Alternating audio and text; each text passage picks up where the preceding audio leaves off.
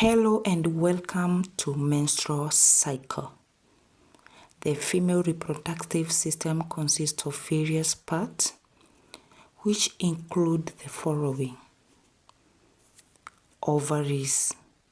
These are two oval-shaped structures that lie on the either side of the pelvic cavity. Fallopian tube, also known as oviduct. This is where egg passes down after being released from the ovary. Uterus or womb, which is a thick warm muscular organ in which fetal development takes place. Vagina or birth canal is another part of female reproductive system. In this tutorial, we shall focus on the following parts which are very vital when it comes to menstrual cycle. That is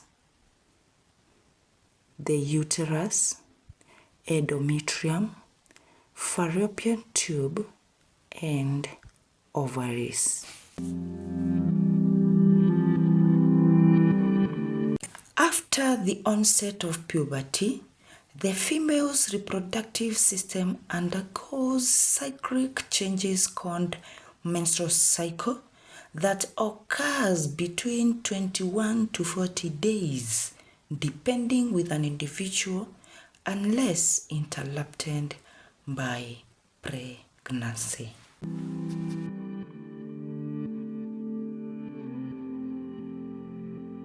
Menstrual cycle occurs in 3 phases, which include follicular phase that leads to the maturation of one of the Graafian follicle, ovulation phase that leads to the rupturing of mature Graafian follicle to release ovum, and the luteal phase that leads to the formation of corpus luteum that will continue producing progesterone hormone that sustains the endometrium wall that sustains the pregnancy. When a baby girl is born, she has already millions of eggs that formed during her development in the uterus. However, maturation of these eggs takes a very long time and is only complete after fertilization has taken place. There isn't right or better age for the girl to start menstruation. However, most of them start immediately breasts start to develop, which is around the age of 10 to 15 years or beyond. This is because every girl's body has its own schedule, so never mind if it is delayed. The changes that occurs as a result of menstrual cycle are initiated by an hormone produced by hypothalamus called gonadotrophic releasing hormone that is sent to the arteria of pituitary gland, commanding it to secrete follicle stimulating hormone and luteinizing hormones. Let's now see the magic these hormones does to the ovary. The obvious sign of the cycle is the monthly bloody discharge called menstruation. The first day of menstruation is regarded as the first day of the menstrual cycle. The cycle, as earlier said, has 3 phases, that is, follicular phase, ovulation, and luteal phase.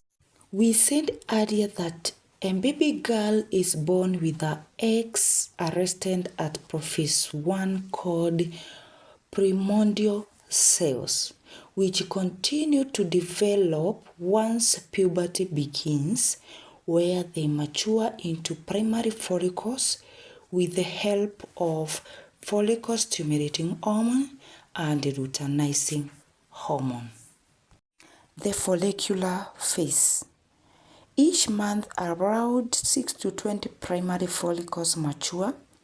One of these 20 primary follicles mature further and faster than the rest to form secondary follicles. Secondary follicle is a fluid-filled cavity that contains estrogen hormone, enzymes, among other substances that surrounds the ovum, and now has completed meiosis 1 and it is haploid. It is at this point various parts of the Graafian follicles can be identified. This includes the zona pellucida and the corona radiata. When it's time for ovulation phase, the Graafian follicle ruptures, releasing the ovum. The ovum then begins its journey down the fallopian tube.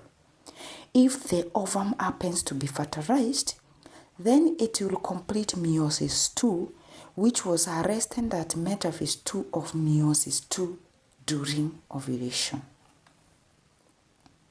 The fertilized oocyte develops into zygote.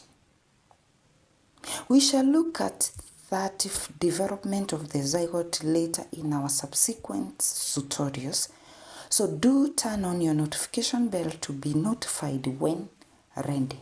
Keep it Tiara Faith Mugendi.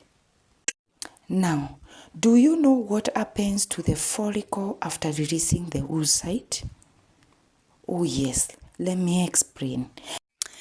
It regenerates itself to form corpus luteum under the influence of luteinizing hormone in order to continue producing estrogen and progesterone for 12 weeks, after which it disintegrates and it is all taken by the placenta.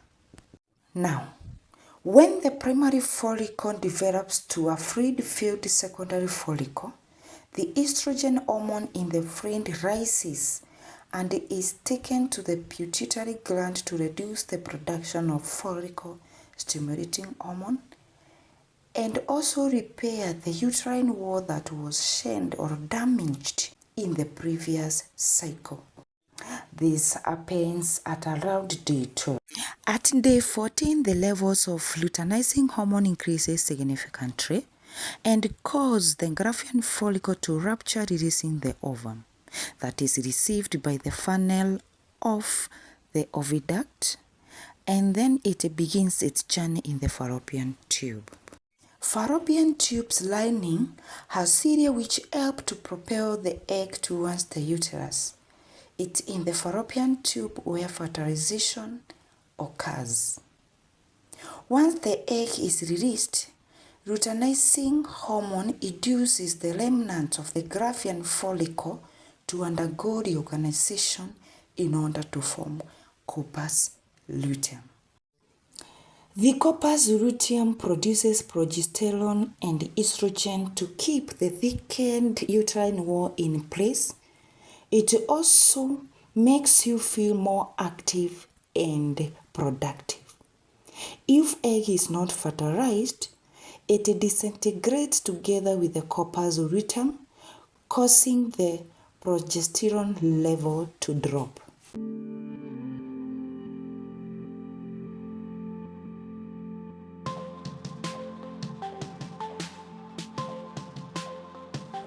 What they're noting is that you will notice that egg white-like vaginal discharge is released at the same time you feel a great desire to be with your partner at this point. Due to sudden drop in production of progesterone that was meant to sustain pregnancy in case there was potential pregnancy. But this one did not happen. If there is no fertilization, that's when the body begins to experience premenstrual syndrome that is characterized by the following signs: mood swings, inflammations, pimples, colic, pain, among other emotional and physical symptoms. Day 28. During this day, the menstrual cycle is completed and it's about to menstruate. This is because the levels of progesterone has dropped, hence the endometrium lining begins to break to form menses. The menses or period is partly blood and partly tissue from the inside of the uterus. It passes out of the body through the vagina. Let me take your time to explain why we say the menses, or commonly known as period, is partly blood and partly tissue from the inside of the uterus. You need to remember that the inner layer of the uterus is called the endometrium, which is composed of two sublayers known as stratum basalis and stratum functionalis. Now, don't mind about the names. If I can zoom the video, you shall see those two layers. The one that is the innermost is what we call the stratum functionalis. The stratum functionalis contains spiral and coiled arteries. You all know that arteries or blood vessels carry blood. And the tissues that make the stratum functionalis is what we are talking about. That is part of the uterine tissue. Now, when it is shed, it is losing with it the blood in the arteries as well as the tissue that makes up the stratum functionalis. And that is why we are saying the menses is partly blood and partly tissue from the inside of the uterus. A menstruating woman may experience the following symptoms: clamping pain, backache, fatigue, headache, cleaving forefronts, abdominal pain, and bloating, among others, depending with an individual. Welcome to review and conclusion. Brain makes the hormone gonadotrophic releasing hormone that signals the pituitary gland to produce FSH and LH, which then travels in the bloodstream to the ovary. These hormones causes 6 to 20 follicles to start to mature. As they continue to develop, they release estrogen hormone that causes the lining of endometrium to build up. Under the influence of LH, one of the 6 to 20 follicles tend to mature faster than the rest. This dominant follicle attaches to the edge of the ovary and ruptures and is received by the funnel of the fallopian tube. After the ovum is released, the remnant of the follicle reorganizes itself to form corpus luteum. Corpus luteum starts producing progesterone hormone, which causes the brain to stop producing gonadotrophic releasing hormone. Hence, FSH and LH reduces significantly. Other follicles disintegrate in a few days.